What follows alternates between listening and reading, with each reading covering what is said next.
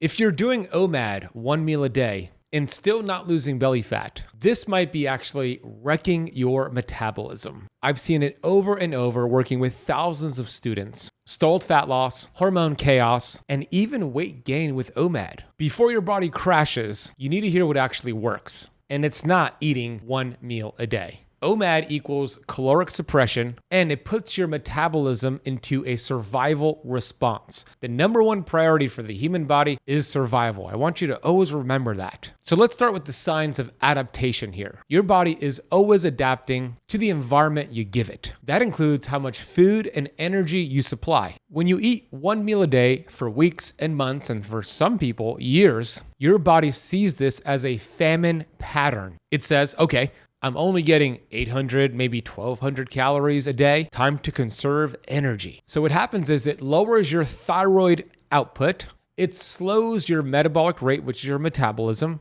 and it downregulates reproductive hormones like progesterone and testosterone, because why would the body want to reproduce if it's in a stressful famine state? And it increases cortisol, the stress hormone. And it turns out there are twice as many receptor sites for cortisol in your visceral fat, the fat around your organs, than in your subcutaneous fat, which is the fat around your arms and body, meaning that cortisol will pack on more fat around your organs when it's elevated through OMAD. This is what's called metabolic adaptation. And in this case, it's not in your favor. Think of your metabolism like the thermostat in your house. If it's winter and you lower the heat to save money, the house gets colder. Same with your metabolism. When you lower your fuel supply, aka calories, the body lowers the temperature, your metabolism, to match the environment. You think you're doing something good by eating less and just having 1 meal a day, but your body thinks we're in a crisis, let's slow everything down. So that means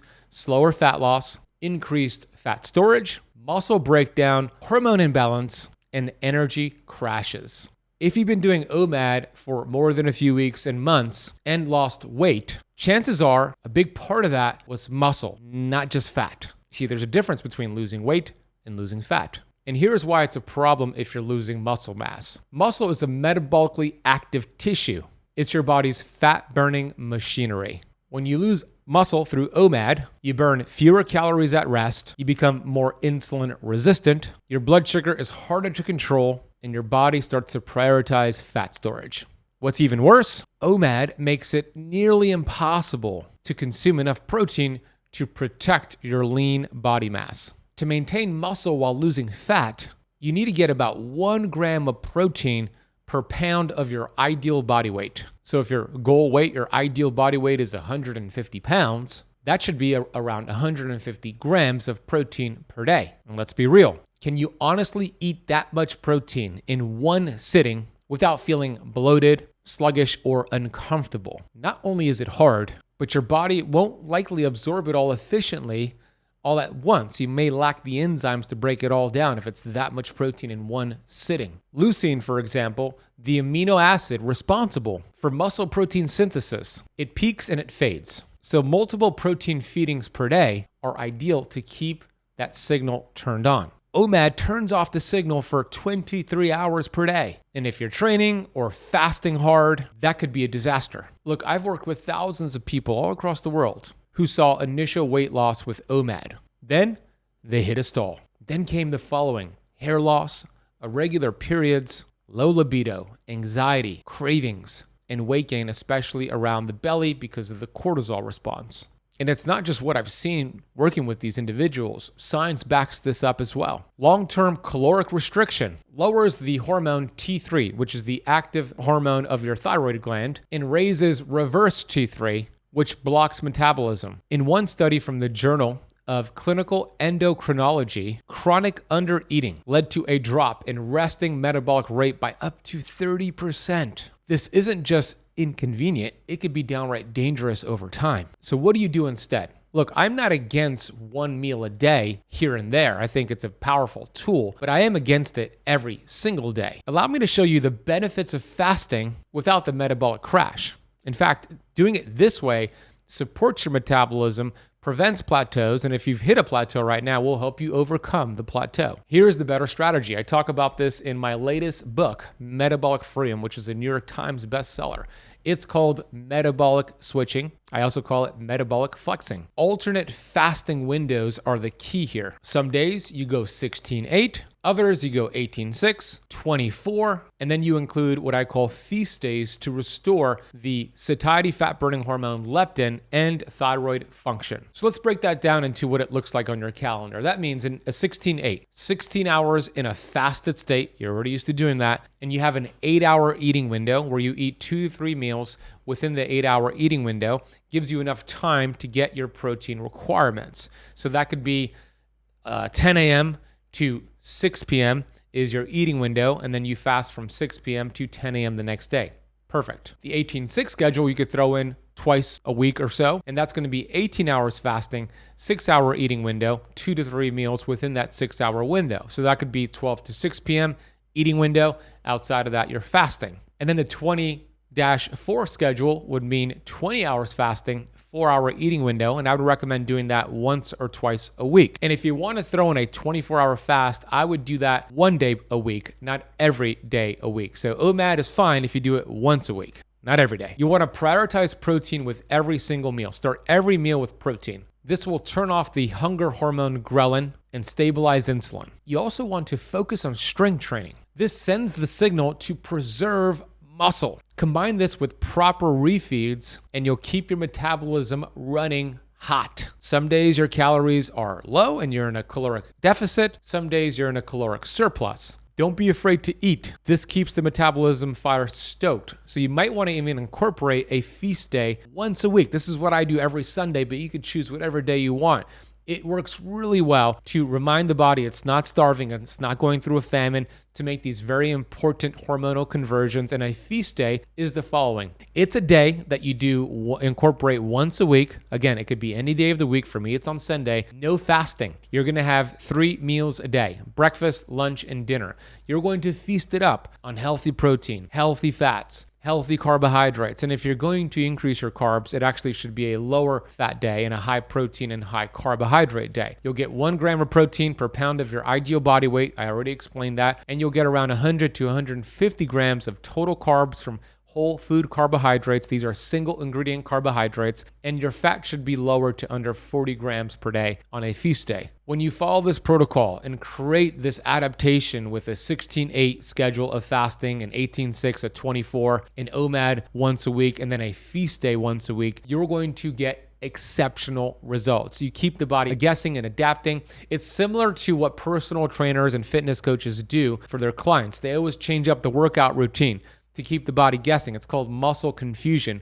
Well, this routine I just gave you is called metabolic confusion. Now, allow me to address your questions you submitted on this topic. Before I do, I want to encourage you to go get my brand new book, Metabolic Freedom. It's available right now, bookstores, online, worldwide. It's available on hardcover, Kindle, Spotify, and Audible. If you listen to audiobooks, I narrated the audio myself. And I want to give you an entire course on the metabolism for free, with exclusive interviews with some of the best fat loss experts in the world, Dr. Jason Fung, Megan Ramos, Cynthia Thurlow, and Dr. Daniel Pompa. If you scan the QR code on the screen for those watching on YouTube, or head over to metabolicfreedombook.com or click the link in the notes down below, you could get the entire course on metabolism and interviews for free with your purchase of Metabolic Freedom. And I just announced I'm doing a keynote book tour and speaking tour for the book. And if you go to benazadi.com/events, you can see my upcoming events in the US and in the Middle East coming up this year. Now let's get to your questions. Can OMAD be effective if I'm eating enough calories in that one meal? That would be a better approach, but I'm still a fan of allowing your body to spread out the meals. That will help with digestion. It'll help to assimilate the protein. And as if you're hitting your protein requirements, it's going to be a lot of protein to have in one meal. So ideally, you want to spread it out. Again, I'm not against OMAD from time to time, but I don't like it every single day. Is OMAD safer for men than women? Men typically do better with 1 meal a day than women, especially cycling women. Men have different patterns of hormones. We have a 24-hour recycling pattern. We could add a little bit more stress and be a little bit more aggressive. But this approach, this lesson still applies to men and women. We want to switch it up. Can you build muscle while doing OMAD? It really depends on how long you're doing OMAD and if you're getting enough protein and if you're strength training. Look, it's true. When you're metabolically healthy and flexible, if you do a 24-hour fast or 23-hour fast, like an OMAD, you're going to increase human growth hormone. You're not going to break down muscle unless you do it excessively. That is the issue. Anything extreme is the problem here. So long-term OMAD will be very difficult to build lean muscle mass, but cyclical OMAD works just fine. What role does leptin play in long-term OMAD problems? This is a great question because leptin is a hormone your body produces that signals to your brain, you're full, put down the fork, you're satiated, no need to overeat. And we want sensitive levels of leptin. When you do OMAD long-term, something happens called leptin resistance. This is very similar to insulin resistance, where your body is having a harder time getting insulin to connect to your receptor sites for insulin. It's very similar when you do long-term OMAD, your body has a difficult time allowing leptin to connect with the leptin receptor sites. It leads to leptin resistance. So by having feast days, by doing the schedule I outlined, 16-8, 18-6, 24, OMAD once a week, you resensitize those leptin levels. How long does it take to reverse the metabolic slowdown of long-term OMAD? You should be able to see a difference within the first month of the schedule I just gave you today. You're going to notice you'll break through a plateau. If you're starting to gain weight with long-term OMAD, the weight will start to come off. You'll have more energy.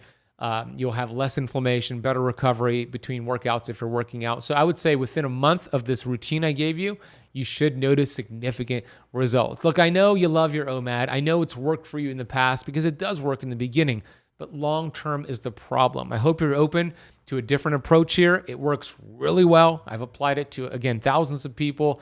Apply it. Come back to this YouTube video if you're watching on YouTube and comment and let me know how it worked for you.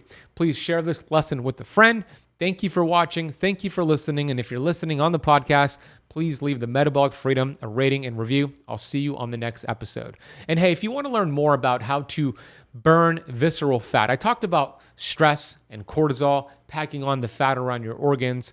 There's a 14-day dietary approach that I have applied to students to melt visceral fat, the fat around your organs. It's the easiest diet in the world to follow in terms of visceral fat reduction. So I just published that lesson, and you could watch a clip from that lesson coming up right now, and then click the video on the screen to watch that full lesson. I'll see you in that video. And I tried so many different approaches, and it wasn't until I followed this approach that I'm gonna share with you these 7 steps to burn visceral fat. That's what I achieved in a short amount of time, and I'm gonna lay it all out for you right now. The first step to burning visceral fat is to lower a hormone called insulin. When this hormone insulin is elevated,